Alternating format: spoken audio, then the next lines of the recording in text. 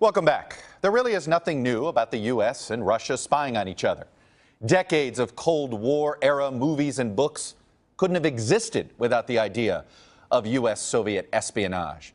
But what appears to be Russia's attempt to expose Democratic Party emails and sabotage Hillary Clinton's campaign would be entirely new. If proven true, it's already claimed one victim, former Democratic Chairwoman Debbie Wasserman Schultz. And WikiLeaks is promising there's more to come. Well, joining me now is the founder of WikiLeaks, Julian Assange, who has been granted asylum at the Embassy of Ecuador in London. He is currently fighting extradition to Sweden because of rape charges, by the way, that he denies. Mr. Assange joins me now. Good morning, sir. Welcome to Meet the Press. Good morning, Chuck. First, I'll have to, unfortunately, correct you for some sloppy journalism. I have not been charged with anything whatsoever, and I have already been previously cleared. And the UN has formally found this year that I am illegally detained in this embassy for the past 4 years. We will correct the record and let your comments there speak for themselves. Let me start with the WikiLeaks core mission. In the service that you have wanted it to perform, to speak truth to power. Are you concerned that when if a foreign government uses your entity, that you have now seen WikiLeaks get weaponized? Well, James Clapper on Friday, the head of US intelligence, the DNI, said there's been a lot of hyperventilation in the press and that it was impossible even to ascribe motive at this stage, let alone who it is. I'll give the exact quote. We don't know enough to ascribe motivation regardless of who it might have been. And hyperventilation also comes from James Clapper.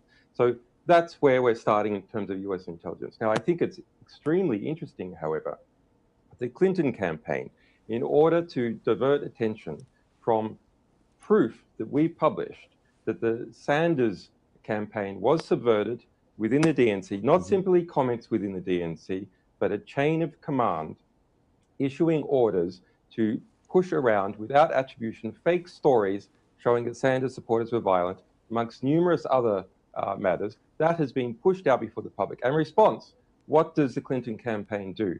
The Clinton campaign tries to take attention away from a very serious domestic allegation about election interference and try and bring in foreign policy. Well, the easiest way, Mr. Assange, the easiest way to clear this up. So concerning. Right. So concerning is that even to the head of the DNI, the Clinton campaign is pulling the government, pulling the state of politics along with it to create an international conflict. Well, let me ask you this, though. This is unusual. But the DNI has to come out and understand. Play it down. But the easiest way to clear this up, Mr. Assange, would you be able to say categorically that a foreign government did not hand you this material? The issue at hand here is the idea that a foreign government is using you as a go-between, is using WikiLeaks. This is no longer about accountability on public figures. This is one foreign government going after another foreign government, using you as the intermediary. That seems to be a different deal than, for instance, a whistleblower handing material over to expose government authoritarianism or something like that. What I can say categorically is that we have published proof that the election campaign of Bernie Sanders was sabotaged in a corrupt manner by Debbie Wasserman Schultz and others within the DNC. We can say that categorically we have published proof. Now, as to anything else, we can only speculate. I do think it's an interesting question, of course, as to who our sources are. But as a source protection organization, that many sources from across the world of many different types rely on to protect their identities and their right to communicate the truth to the public. And that's what we're talking about here, communicating the truth. I totally understand that, but I got to ask you, though, when a foreign government gets involved, there is a difference there. When a foreign government gets involved, you just said yourself, well, that's an interesting question. Transparency on WikiLeaks, why not be fully transparent and say, look, here's the material. Where it comes from doesn't change the facts in the material. But it is helpful to know that if a foreign government is involved, isn't that crucial information to civilians? I think that is an interesting question. difficulty that WikiLeaks has, of course, is that we can't, go around speculating on who our sources are. That would be irresponsible. Well, no, you can't speculate. You know the answer. Well, Mr. Assange, you say you can't go around speculating. Do you not know the answer? We don't give any material away as to who our sources are. It's it's a security matter for us as to who our sources are. We have a perfect track record over 10 years. Okay, but let me ask you this.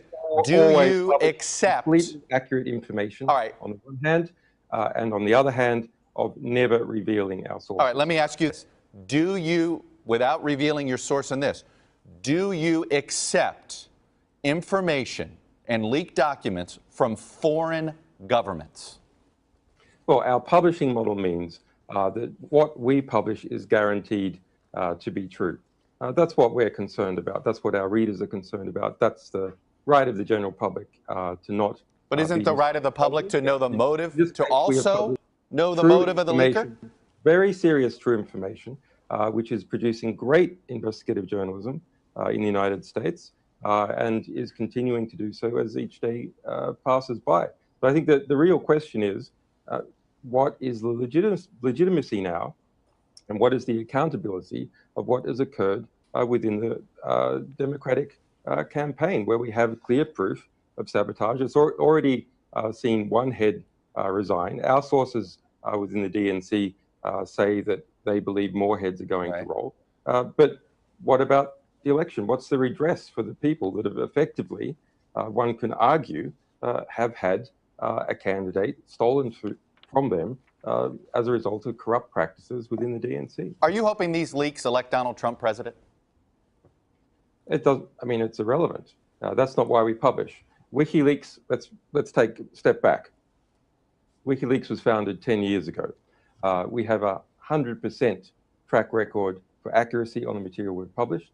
We have published 11 million publications, including 650,000 that are about Russia, mostly critical, more than 2 million about the government of Syria, including Bashar al-Assad's personal emails. We don't have any concern as to whether Hillary is elected or Trump is elected. We're concerned that the material we publish is always accurate on the one hand, and that our sources are protected on the other. And you are not troubled by the idea that a foreign government is handing you this information. Does that not trouble you at all if a foreign government is trying to meddle in the affairs of another foreign government?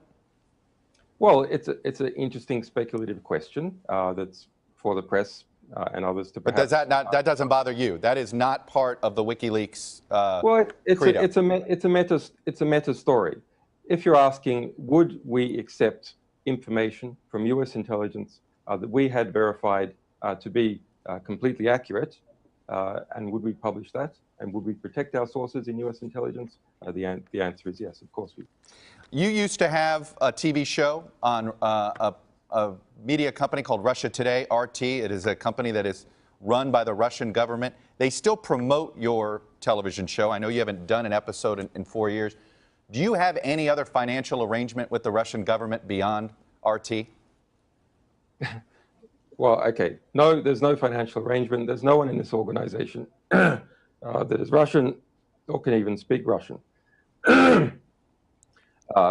The TV show you're talking about, The World Tomorrow, worldtomorrow.wikileaks.org, is a wholly independently produced TV show here in London with Dartmouth Films, a well-regarded London production company. We sold licenses to 12 broadcasters and newspapers around the world, including Russia Today. And that's the extent of the cooperation. They bought a license and they aggressively promoted it. And people in the Hillary Clinton camp have tried to seize on the one broadcaster bought a license from us in 2012 to suggest that there's some kind of connection, and that is false. Are you are you timing your leaks?